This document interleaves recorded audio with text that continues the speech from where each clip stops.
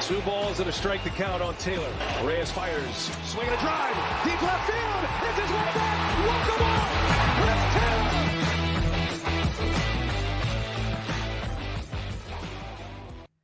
What's up, everybody? Welcome into DodgerHeads, presented by DodgerBlue.com. The World Series is over. The offseason is officially here. We'll have more thoughts on the World Series to come, but today we're talking some MLB news, Matt and Scott, that is here. Free agency. Over the next 5 days, the Dodgers have 14 players who could potentially reach free agency, either because they're due to become free agents or because there's a club or player option on these guys. Matt, I'll start with you. I mean, are we ready for this? Are we ready for the madness of everything that's going to happen in the next 5 days?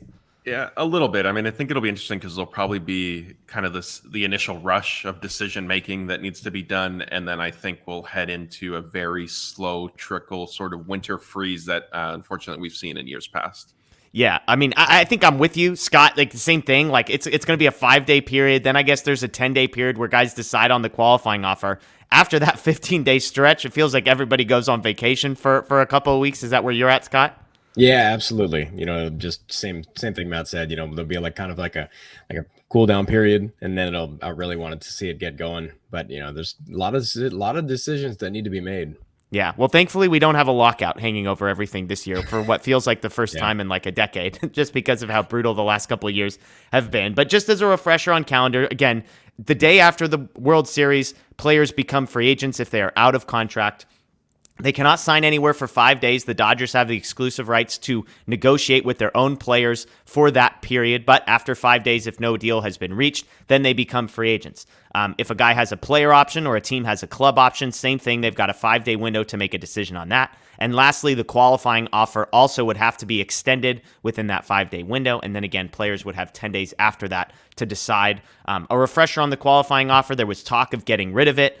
They agreed to in the collective bargaining agreement that if there was an international draft agreed to, the qualifying offer would go away. There was no agreement, so the qualifying offer is here to stay through the end of this 2026 collective bargaining agreement. That qualifying offer, by the way, is a 1-year, $19.65 million deal. Can't be offered to somebody who's already received it. There are some other rules, but those are the big ones. So by my count, there are 14 players that the Dodgers have decisions to make on essentially in the next 14 days. Trevor Bauer, David Price, Trea Turner, Clayton Kershaw, Justin Turner, Craig Kimbrel, Joey Gallo, Andrew Heaney, Tyler Anderson, Danny Duffy, Tommy Kahnle, Kevin Pillar, Hanser Alberto, Jimmy Nelson. There's a few more like minor league guys that we're not going to mention here, but those 14 either are going to become free agents, have club options, or have player options. This does not include guys who are under team control, eligible for arbitration. One thing I'll note really quick that I find funny, the Dodgers only have 7 guys with guaranteed contracts next season. Freddie Freeman, Mookie Betts, Chris Taylor, Max Muncy, Blake Trinan, Daniel Hudson, and Austin Barnes. So those 7 are under contract, bunch of guys in team control, bunch of guys due for arbitration. But then these 14 are who we're going to focus on. So let's do rapid fire. I'll throw out a name. I'll come to one of you guys, say, give me a couple thoughts, and then answer a very quick question of, is this player back or not back? We'll start with the most polarizing name and the biggest contract that the Dodgers had last season. That's Trevor Bauer. He was suspended all of next season without pay. He is appealing. We have not heard the results of that appeal yet. Matt, for me, I'll come to you first. I can't imagine there was a world Trevor Bauer ever pitches for the Dodgers, but give me your thoughts and then tell me, is Trevor Bauer back or not back in 2023?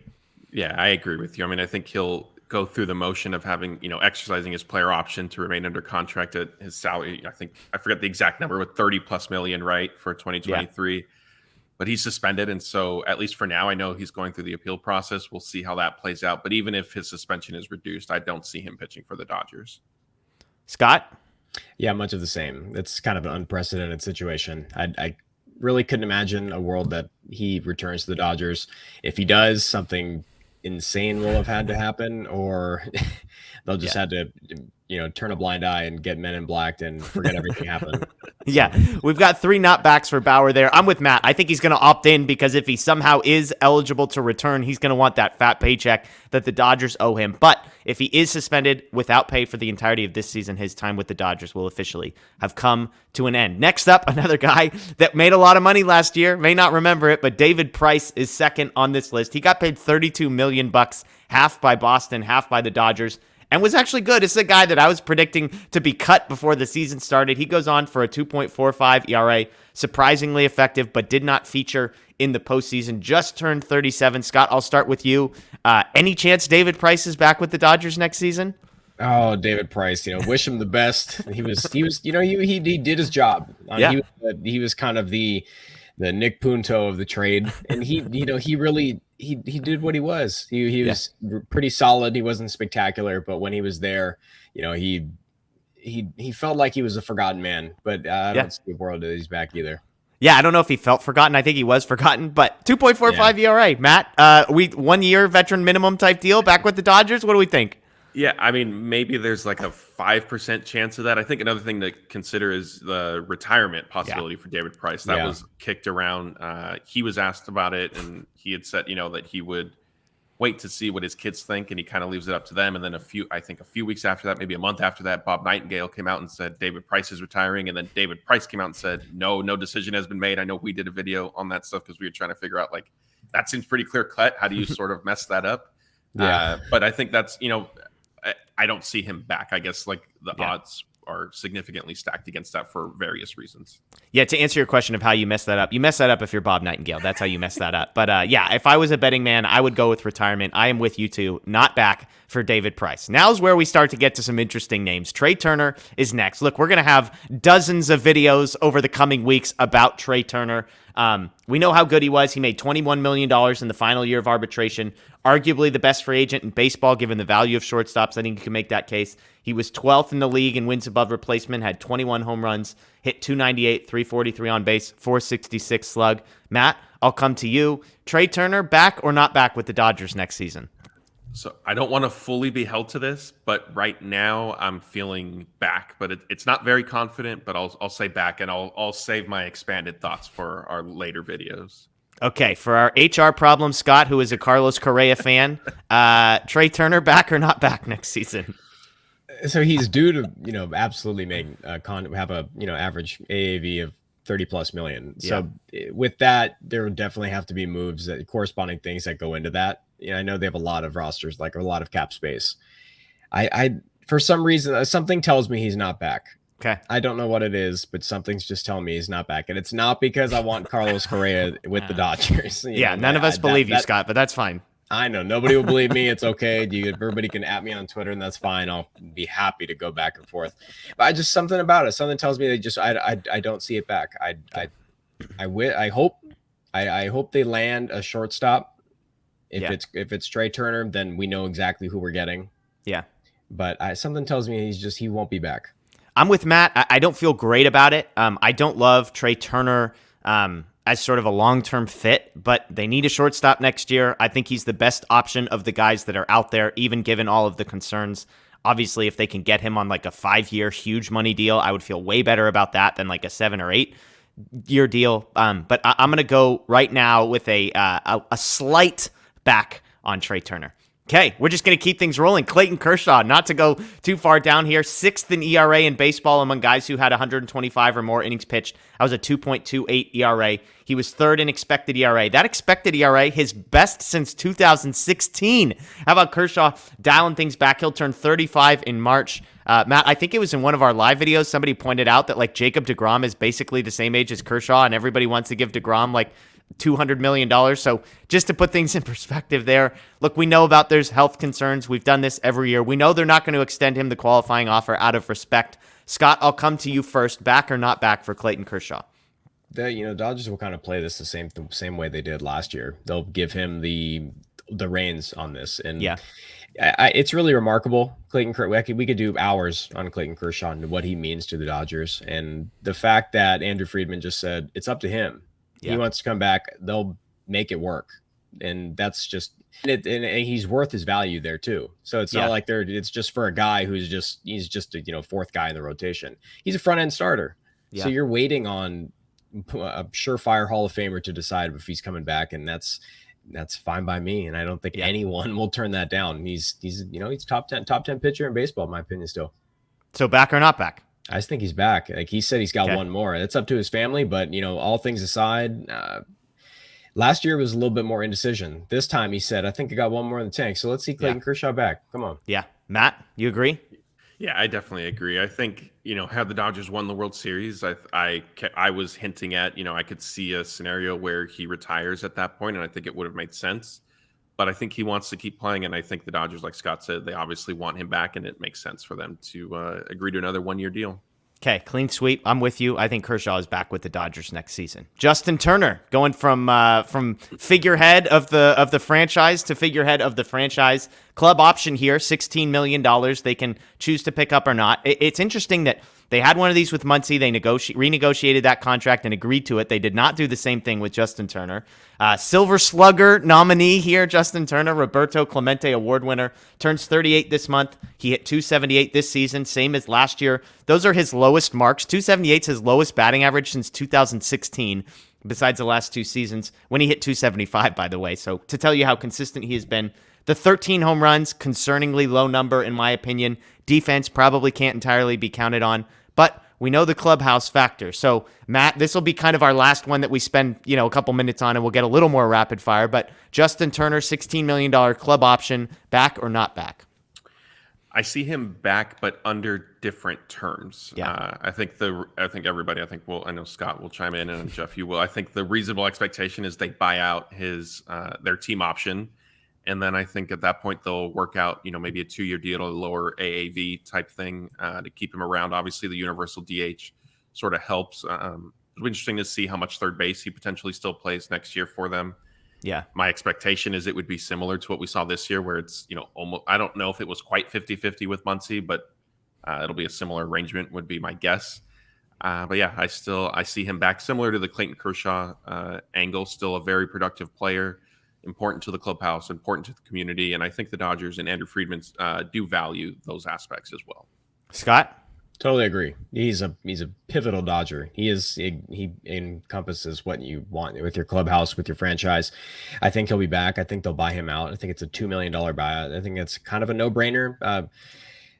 It'll be a little bit more of a David Freese role for me, and that's fine, quite all right.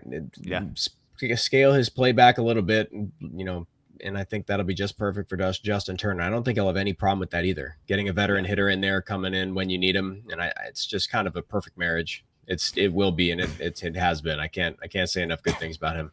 This one's interesting to me for a couple reasons. One is if you're trying to save some money, this is the easiest spot of every decision that we're talking about here to save some money. And secondly, something that has become a topic of conversation is, does the clubhouse need a shakeout? They've announced that Dave Roberts is coming back. Aside from keeping or removing Dave Roberts, I think what you decide to do with Justin Turner would be the second piece of that when it comes to if you feel like you need to shake things up, if you feel like you need a, quote, new voice, getting rid of Justin Turner and letting him walk would be that type of thing. Again, the power is dipped. The batting average was still there. We know he's produced in the postseason, all these things. I'm not making a case about Justin Turner, the player. I just think it's interesting because if you're the Dodgers, I don't think bringing him back or not has a huge impact on your World Series odds. I think you've got guys like Miguel Vargas who can play some of those positions, who are chomping at the bit. I think you can get 80% of the production for a much lower dollar number, especially come through the farm system. And if you do want to shake things up in the clubhouse, this would be the way to do it.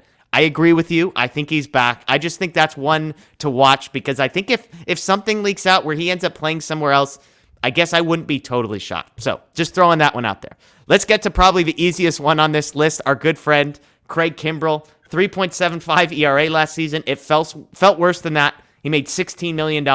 I think this is the easiest one. This is a big fat not back for me. Matt, any disagreement? No disagreement. I mean, I guess, maybe 2% chance just if there's nothing out there for Kimbrel in free agency and the Dodgers say, hey, like, this is what we're willing to offer you for, maybe 1 year, but it's going to be kind of not a set role type thing. But my suspicion is there's some lower level team, I won't say a bad team, but a non-World Series contender out there that maybe, needs a closer and would be willing to sign him. Scott, higher or lower than 2% chance? 0%. I just 0%. Yeah. I don't see it. We'll say 1. Nothing's impossible. 1% chance. Sorry. I'm going under 2% as well. The next, another new guy, Joey Gallo, career low 160 batting average. He hit 162 with the Dodgers, 159 for the Yankees. His on-base percentage actually got worse in LA. He slugged just 393. made $10.3 million last year. Scott, we know that there's some holes in the outfield next season for the Dodgers, depending on what they want to do with a guy like Cody Bellinger. I don't think Joey Gallo is going to be in huge demand around the league when you hit 160. Any chance the Dodgers take a flyer and Joey Gallo's back in blue next year? I think a team will give him a multi-year deal. Okay. I don't know if it'll be with LA, but somebody will. He's definitely got the tools to do it. And we've seen it before in his career. He's a talent. I know what you say about his defense. He's a talented outfielder. He's got, the measurables, and he's done it before. I don't know if it'll be the Dodgers. It might be, but I think he'll get a multi-year deal. Somebody will take a flyer on like maybe a 2-3 year deal. But you're saying not back with the Dodgers. I'm saying not back, though. I think they'll be able to. They've got enough guys. Trace Thompson's under team control for a pretty good bit. I think they like what they've got. They've got a couple guys, Outman, they can bring up, and I don't see Joey Gallo back. Matt, I think he's back if he's willing to do 1 year. I think Gallo enjoyed his experience with the team, with the front office. I know the results didn't necessarily pan out, but I think, and it not necessarily an excuse, but every player will probably tell you it's difficult to make kind of significant adjustments throughout the course of a season. So I think maybe he might want to work with the hitting coaches during an off season. I think he very clearly enjoys the LA lifestyle. He alluded to, living by the beach and paying the same for a home as he did an apartment in New York. Yeah. So I think on a 1 year deal, he's back. Okay, Matt, there you go. There's the first surprise of the show for me. Matt saying Gallo back. I don't think so. I think they probably tweaked a bunch of stuff, tried a bunch of things. It didn't work. The defense isn't going to be very good out there. So especially if Justin Turner's coming back and you don't have the DH spot available, I think Joey Gallo, that's a not back for me. Andrew Heaney next on this list. 1 year, $8.5 million last year, 3.10 ERA in 16 starts, 72 2/3 innings. Great strikeout rate, home run ball, which has been his bugaboo the entire career, started to creep back in as the season went on. But the Dodgers, as we'll talk about over the next couple guys, only have 3 starters, Gonsolin, May, and Urias coming back with Kershaw, Anderson, and Heaney, all free agents. Buehler out for the year. Of course, they've got Pepio and Grove and whatnot. Matt, I'll come to you. Andrew Heaney, back or not back with the Dodgers next season? I think there's interest, but he's not back. Okay. Scott? You're saying, so Matt, real quick, sorry, you're saying Dodgers are interested, but he gets a better deal somewhere else. Yeah. Okay. Scott? Totally co-sign that. Exactly. Yeah. He showed enough that somebody will give him a little bit more than Dodgers are willing to give. Yeah. I think if you're Heaney, your career has bounced around. You haven't found success many places. There's probably a desire to stay with the Dodgers, even if it's for a little bit less money. But I think the Heaney decision will hinge on what this next guy does. So I'm going to say not back on Heaney because of how I'm going to answer the Tyler Anderson one. I think Tyler Anderson's back. I think the Dodgers offer him that qualifying offer of 1 year, $19.65 million. That's a huge overpay, annual value for Anderson, but it gives them a 1 year buffer to sort of supplement the Walker Buehler injury until Buehler is back. I think they try and work out a long-term deal. I think Anderson found something. I think he's stable. He threw like 180 innings this year. He led the team in wins above replacement. From a pitcher, he pitched well in the postseason in limited stuff. So I've got a back for Tyler Anderson, either on the qualifying offer or on a 3 year deal around $45 million, something like that. Scott? I agree. I think wow. Yeah. I think 3 years around 40, probably like 40, 42, something around there. I think that's perfect for him. I think that's a deal that the Dodgers would love to sign. I think that would align perfectly with what they want to do. I think he's back. Absolutely. Matt? Yeah, I agree with you guys. And I think, like Jeff, like you said, because of my decision on Heaney is impacted by this, I think the Dodgers would be more willing to commit to Tyler Anderson. Yeah. And I think, they do the qualifying offer and then work out, maybe a 3 year deal.